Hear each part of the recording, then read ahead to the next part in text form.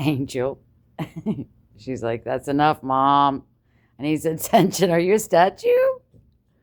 Are you real, Angel? Okay. I found the books. So I was going to show you Angel. Angel's like, whoa, what are you doing? These are these books. They're long, and there's 4 of them. So this is called, this one's The Study of Angelology. Angelology. This one is The Second Coming of Christ. And the book of Revelation. So this is the one, and then this is a cool book too. But I was just going to show you what I was trying to find. So these are like little people. See how they do? Maybe I can this farther away. So this, it will begin with like, and I think this is a copyright of 75. But here it will kind of tell you in the beginning God. Okay. Well, this is the page I was going to get to. But for example, they have the Adam and Eve in the paradise, and they have some words. Yeah, the fall, the curse, the promise. There's the angel guarding. And then, oh darn, Benny needs to go out. Okay. He's getting to be like, okay, you're on the phone now, so let me distract you. Okay. So then, remember, okay, that was the fall. They ate the fruit. So they had... So, okay, after the fall, the woman, he will work by the sweat of his brow, and she will suffer with childbearing. So then they come over here and they bear children. So see how you notice Cain, when that saying, you've gone the way of Cain, that is in the Bible. But Cain is the cursed. I guess he's the cursed. Look at all the people he created. And it says, as men multiplied, iniquity abounded until the earth was corrupt before God and filled with violence. And God declared, I will destroy man from the face of the earth. Okay, but this is the bloodline of Jesus. This is not the bloodline of Jesus. And this even says Cain's altar. And so Abel died. Then there was Seth. So here begins the highway of the seed, the promised Redeemer of Genesis 3:15. The Messianic line, Abel, Seth, Noah, Abraham, Isaac, Jacob, Judah, David, Emmanuel, Christ. And then Abel's altar, okay? And then Cain killed Abel. So then there's Seth. And then the spiritual seed renewed in Seth. So Seth is, here's Enos, Canaan. And then in Genesis, it lists the sons of Cain, I think. I was just reading that not too long ago. Okay, and then, so these are the one, then Enoch. See, Cain, I was reading in Genesis, I was finding it interesting that Cain's children, a lot of them had similar names. Like Cain had a son named Enoch or Enos also. He also had a son, I don't know. You'll notice they give the lineage of Seth and the lineage of Cain, and he kind of gave some names that copied these. So then you have Methuselah and Lamech, and that bloodline, Noah is from this bloodline. Okay, and then so it has Shem, Ham, Japheth, Noah's sons. Noah preaches righteousness, prepares the ark, and warns of coming judgment. And then it gives the verses down there. Okay. Then this, it's cold. Okay, so see, then they're off the boat. And then this is what I was getting at, was that I was going to find out about him. So the sons of Ham. Did somebody write this in? Somebody wrote this in. Okay, my sister got these at the Goodwill probably, but that's okay. I mean, Nimrod is what it says, and whatever else they wrote. So these people, and then Shem has these.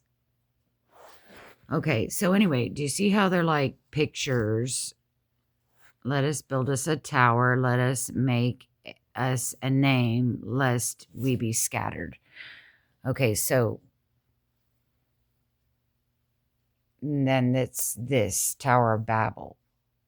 But I guess some of these guys from Shem also were involved in this. Let us go down and confound them and scatter them. Okay.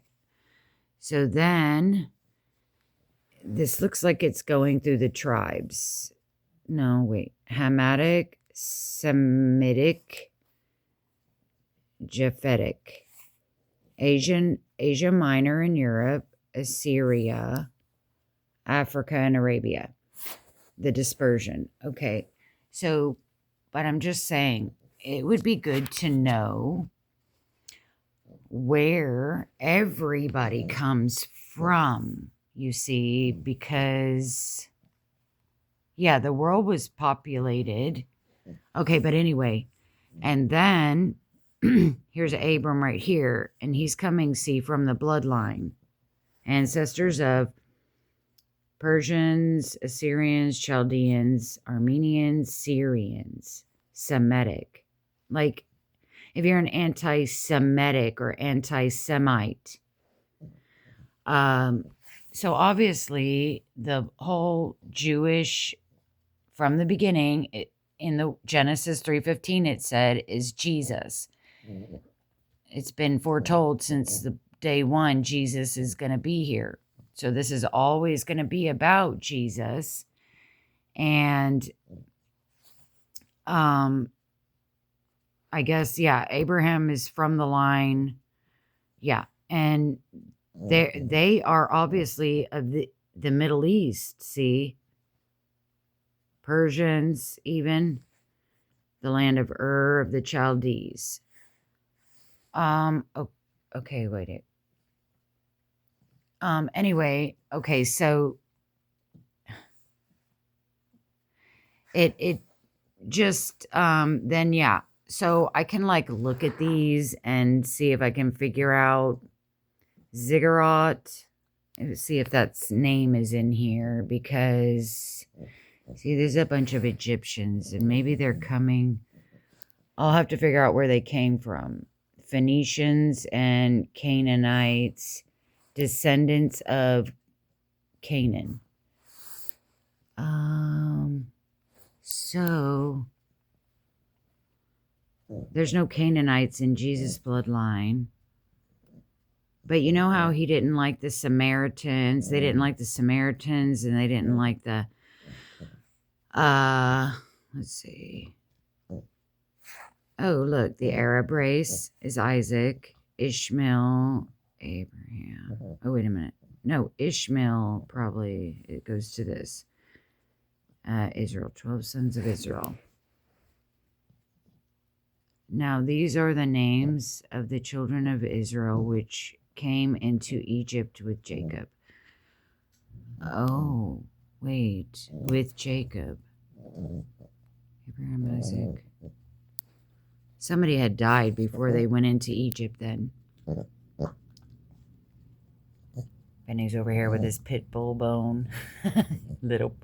He's my long-haired pit bull. Miniature long-haired pit bull. Okay, so Yeah. This book is just kind of tells you how I went and washed my hands like Pastor Alan Nolan. He has all these ancient books or whatever collection, and he'd say up there, he's like, if anybody reads my books, I gotta wash their hands. He sounds just like my mother. My mother would do that too. Oh, don't touch that. Wash your hands. Are your hands clean? And the Jebusites, Amorite. Anyway, yeah, it's just sometimes it's nice to know where the bad guys, how they became the bad guys. And, God knew way back then he didn't want to use the bloodline of Cain. And then even they branched off again, I guess. And so, here it says Babylon 70 years. So this is going to tell you, here's the decree of Cyrus. But I think it's going to tell this is in Kings, when these other captivities were. And maybe the kings, and just, it gives the chronological order. Okay, so then there is, this is an interesting book too. It's similar to that one, and it's not really a book. It's kind of like a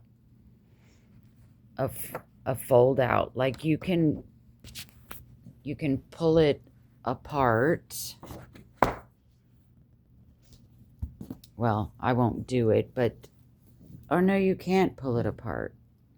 I thought it fanned out, but it kind of does fan out like this. So this kind of has similar things, and look at how complicated this looks. This has several pages, and it's just kind of like what would you call it? A key. Here's the Tower of Babel. These might be kings. And,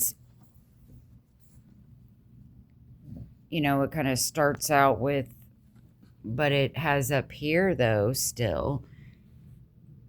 It almost looks like they're doing see, there's some names.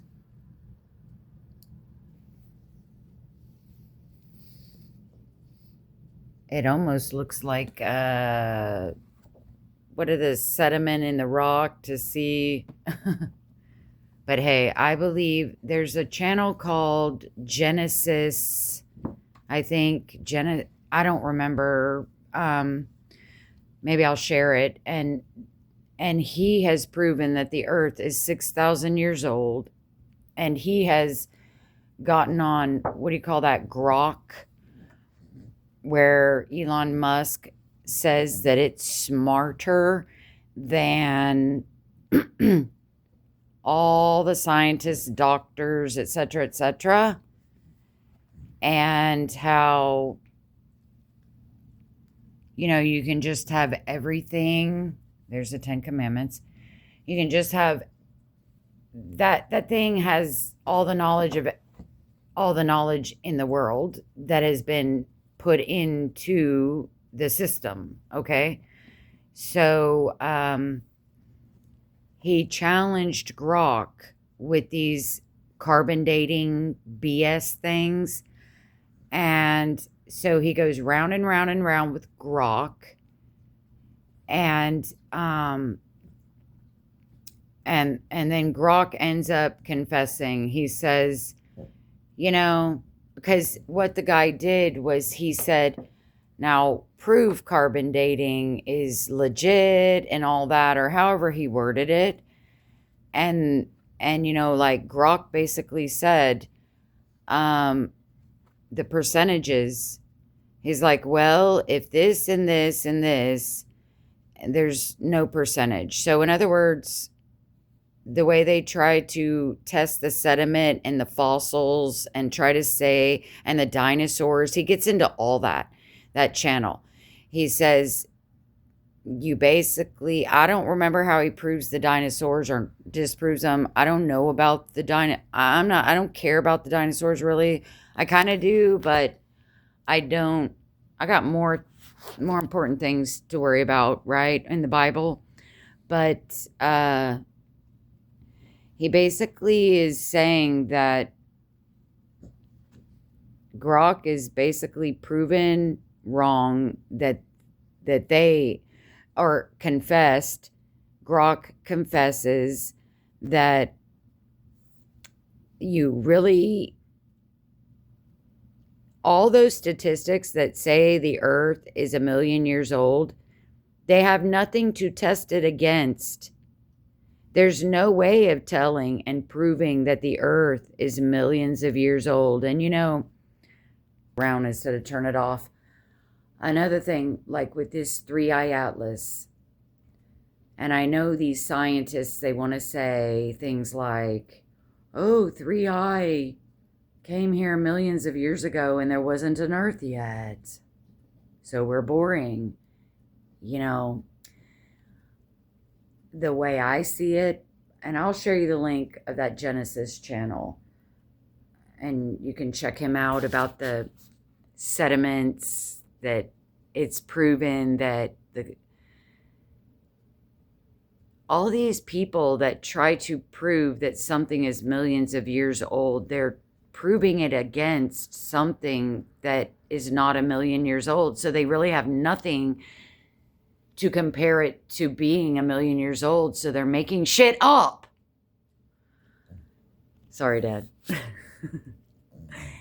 Anyway, same thing with this, millions of light years away with these asteroids and comets.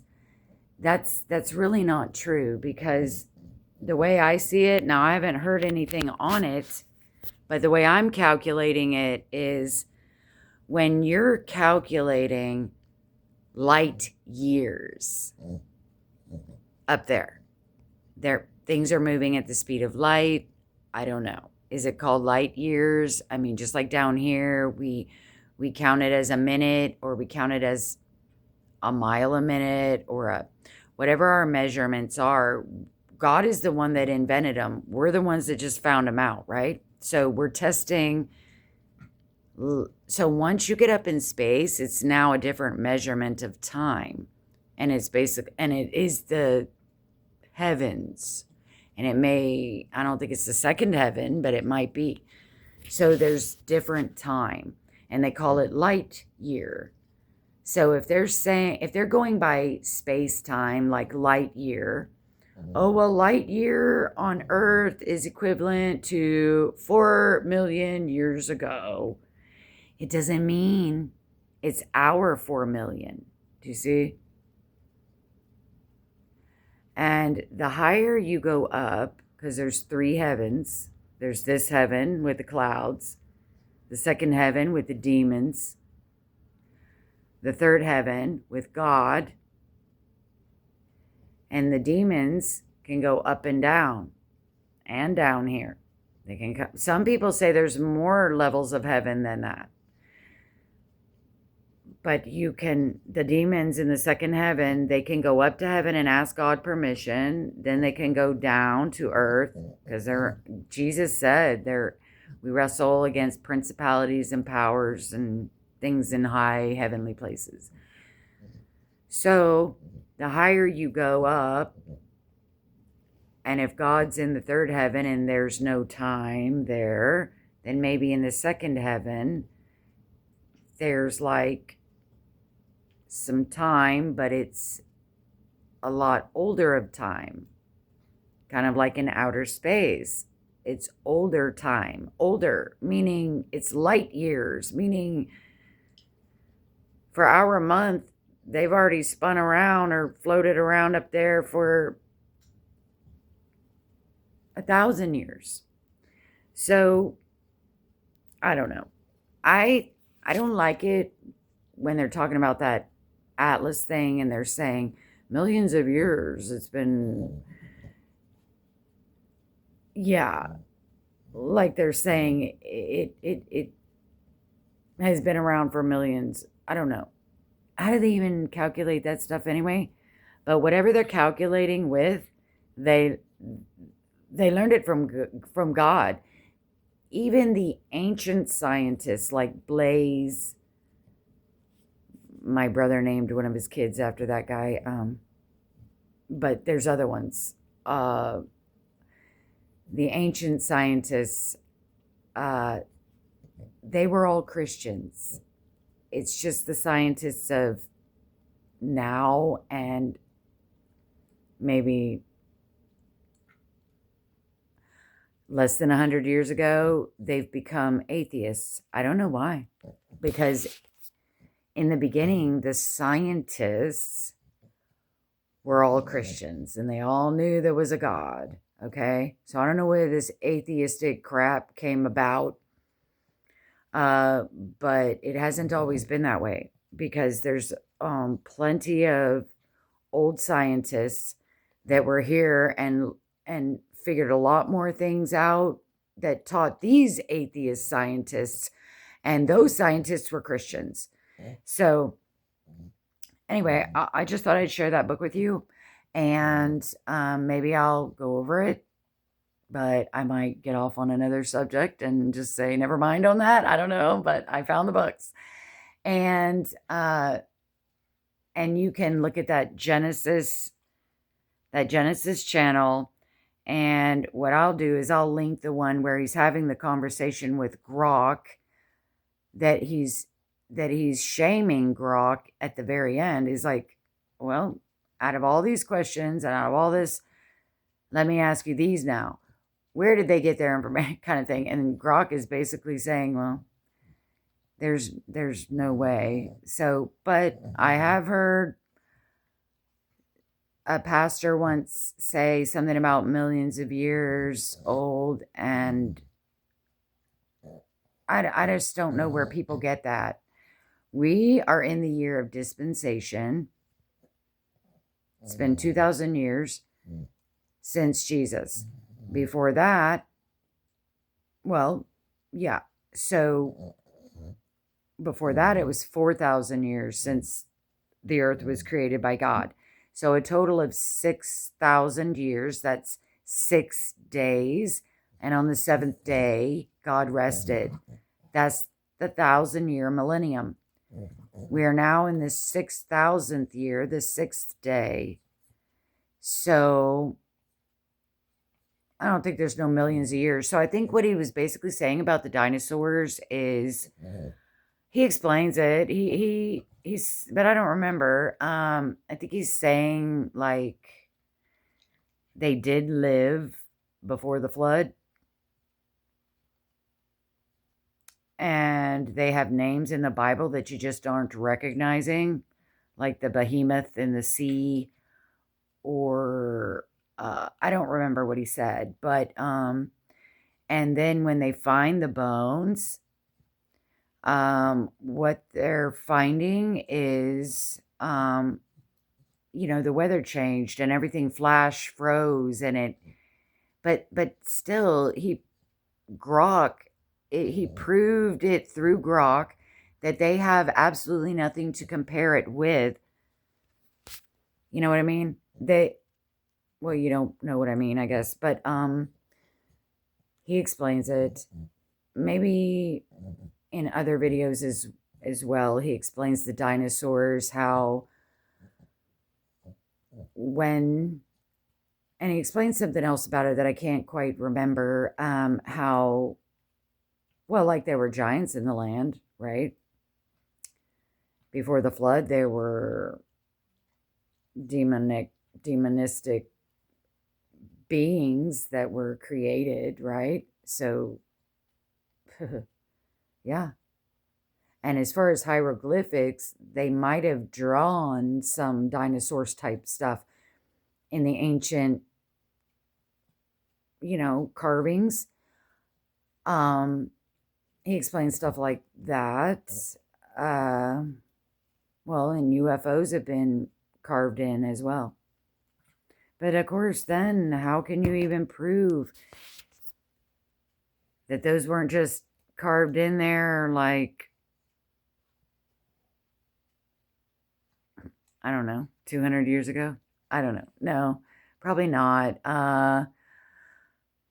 But yeah, I believe in UFOs, and I think they're demonic, and I know there's a difference between demons and fallen angels. Oh, fallen angels are the Nephilim. No, the fallen angels are the fallen angels. Nephilim are the offspring of half human, half fallen angel. And those fallen angels that made it, they're locked in. They're chained up. If there are some more fallen angels that haven't been chained up yet, because they didn't mate with the humans, with the women. And anyway, like Pastor Alan Nolan was saying about when I shared that video, how Chuck Missler read the thing differently, the Greek and Hebrew. He's flip-flopped. You're supposed to flip-flop what was written. Kind of like if you say, upon leaving, I saw the car burning.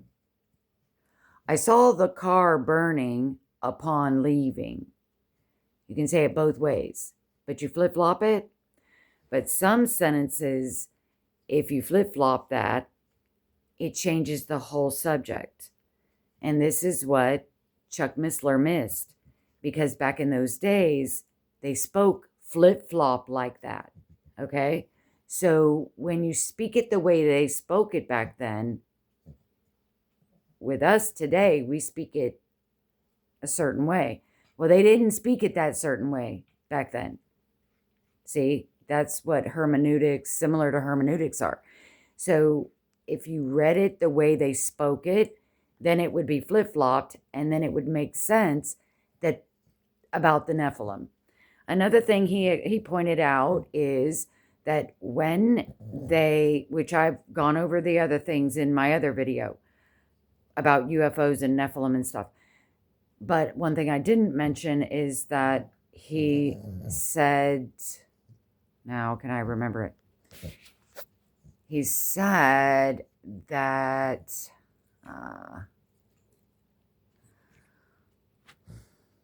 darn, it escaped me now. Okay, so when you flip-flop it, okay. Oh, the Jews in the original text call them something Nephilim, which translates dead Nephilim. And I forgot the word.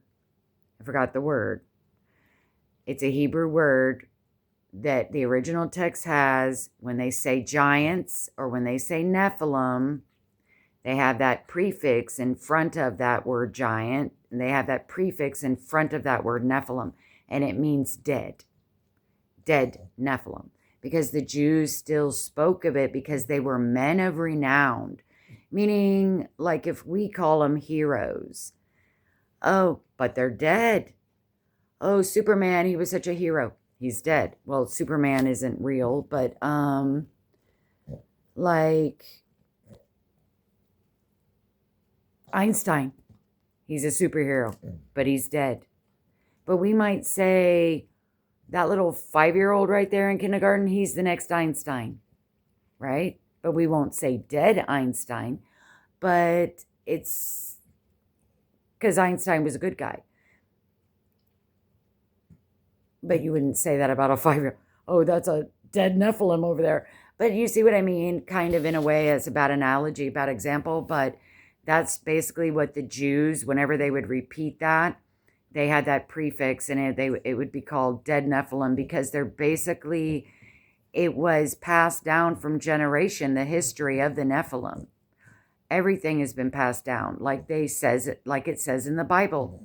God commanded them to teach their children at the knee. As soon as they're born, teach them. And he did teach them from the staff, because there weren't Bibles. They didn't write it down on parchment paper. I think most of the Old Testament books were written way after the fact, right? So, and then at that time, they were written by word of mouth from being taught at the knee throughout history. They passed it on from generation to generation to generation verbally. So it never got lost. That's why there were, well, and then you got your scribes, because scribes wrote everything down. They followed everybody around and wrote everything. I just can't believe they were very technical back then, and it all came from the Jews. So whenever you want to look at our history, like, oh, some of these things I wonder, like say NASA, they can, or earthquakes or tsunamis or whatever, the hurricanes, they can trace those things back hundreds of years. And we're thinking, did we even have people recording stuff in 100 years ago or in the Dark Ages or Middle Ages or whatever? But yes, they did. They did. And you know where they learned it all? The Jews. The Jews taught them how to read, how to write, how to have a language. Well, maybe, who is it that had the first writings? Maybe they were the Egyptians. I don't know who had the first writing language. But I'm just saying that, whatever I was saying. Okay, I'll share that link, and all right. God bless you guys, and hold on a second. Let me say hi to Rescue 56. Love you guys.